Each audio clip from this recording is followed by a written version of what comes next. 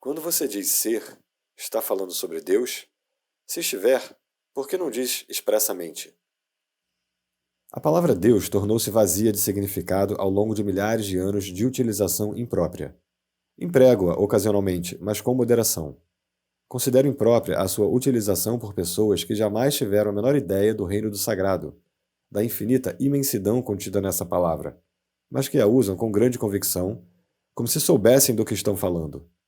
Existem ainda aqueles que questionam o termo, como se soubessem o que estão discutindo. Esse uso indevido dá origem a crenças, afirmações e delírios absurdos, tais como o meu ou o nosso Deus é o único Deus verdadeiro, o seu Deus é falso, ou a famosa frase de Nietzsche, Deus está morto. A palavra Deus se tornou um conceito fechado. Quando a pronunciamos, criamos uma imagem mental, talvez não mais a de um velhinho de barba branca, mas ainda uma representação mental de alguém ou de algo externo a nós e quase inevitavelmente alguém ou alguma coisa do sexo masculino. Tanto Deus quanto ser são palavras que não conseguem definir nem explicar a realidade por trás delas. Ser, entretanto, tem a vantagem de sugerir um conceito aberto. Não reduz o invisível infinito a uma entidade finita. É impossível formar uma imagem mental a esse respeito. Ninguém pode reivindicar a posse exclusiva do ser. É a sua essência, tão acessível como sentir a sua própria presença, a realização do eu sou que antecede o eu sou isso ou eu sou aquilo. Portanto, a distância é muito curta entre a palavra ser e a vivência do ser.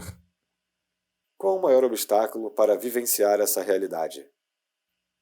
Identificar-se com a mente, o que faz com que estejamos sempre pensando em alguma coisa. Ser incapaz de parar de pensar é uma aflição terrível, mas ninguém percebe, porque quase todos nós sofremos disso, e então consideramos uma coisa normal. O ruído mental incessante nos impede de encontrar a área de serenidade interior, que é inseparável do ser. Isso faz com que a mente crie um falso eu interior que projeta uma sombra de medo e sofrimento sobre nós. Examinaremos esses pontos detalhadamente mais adiante.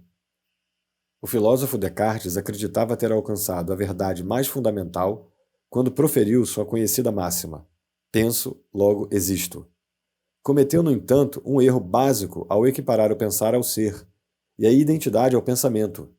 O pensador compulsivo, ou seja, quase todas as pessoas, vivem em um estado de aparente isolamento, em um mundo povoado de conflitos e problemas. Um mundo que reflete a fragmentação da mente em uma escala cada vez maior. A iluminação é um estado de plenitude, de estar em unidade e, portanto, em paz.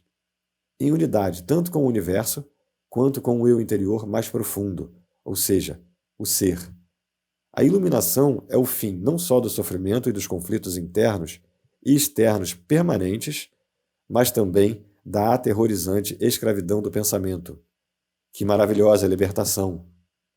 Se nos identificamos com a mente, criamos uma tela opaca de conceitos, rótulos, imagens, palavras, julgamentos e definições que bloqueia todas as relações verdadeiras.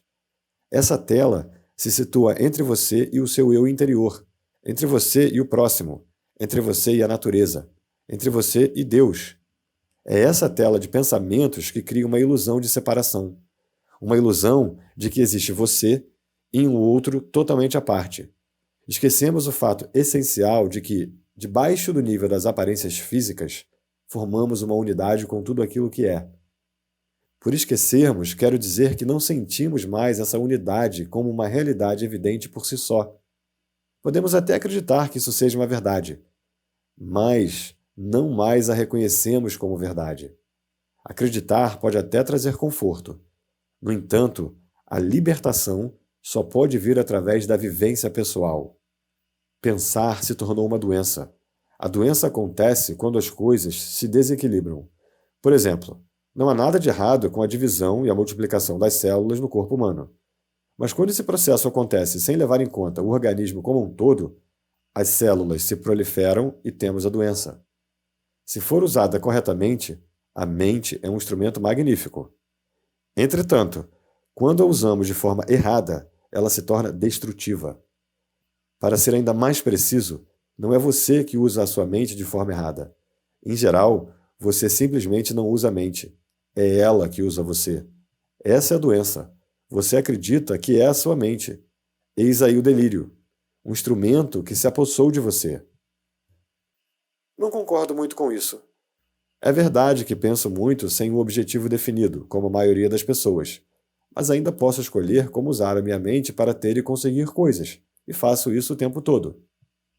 Só porque podemos resolver palavras cruzadas ou construir uma bomba atômica, isso não significa que estejamos usando a mente. Assim como os cães adoram mastigar osso, a mente adora transformar dificuldades em problemas. É por isso que ela resolve palavras cruzadas e constrói bombas atômicas. Mas essas coisas não interessam a você. Pergunto então: você consegue se livrar da sua mente quando quer? Já encontrou o botão que a desliga? A ideia é parar de pensar completamente? Não, não consigo, a não ser por 1 ou 2 segundos. Então, é porque a mente está usando você. Estamos tão identificados com ela que nem percebemos que somos seus escravos. É quase como se algo nos dominasse sem termos consciência disso e passássemos a viver como se fôssemos a entidade dominadora. A liberdade começa quando percebemos que não somos a entidade dominadora, o pensador. Saber disso nos permite observar a entidade. No momento em que começamos a observar o pensador, ativamos um nível mais alto de consciência. Começamos a perceber, então, que existe uma vasta área de inteligência além do pensamento, e que este é apenas um aspecto diminuto da inteligência. Percebemos também que todas as coisas realmente importantes, como a beleza, o amor, a criatividade, a alegria e a paz interior, surgem de um ponto além da mente. É quando começamos a acordar.